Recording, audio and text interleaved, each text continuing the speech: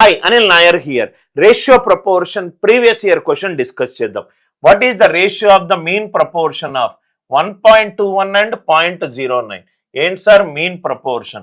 అంటే square root of 1.21 into 0.09 divided by mean proportion of root of 0.16 into 0.36. 0.16 into 0.36.